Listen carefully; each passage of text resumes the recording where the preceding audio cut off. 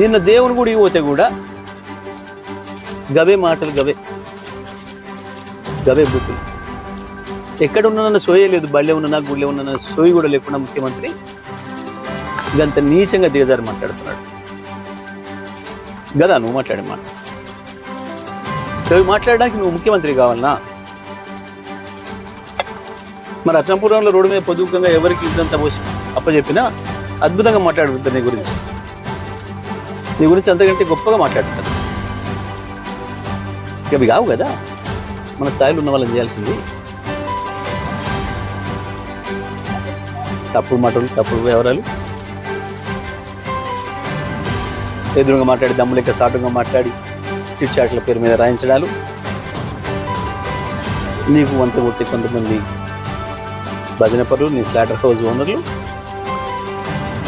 మీరు చేసే దుష్ప్రచారం వల్ల ప్రజల్లో మేము పలసం ఎత్తనుకుంటున్నారా? నేను మొన్ననే చెప్పిన, ఢిల్లీలో చీకటి ఒప్పందం జరిగిన రోజు తెలవాలి చెప్పిన నీ భాగవతం బయట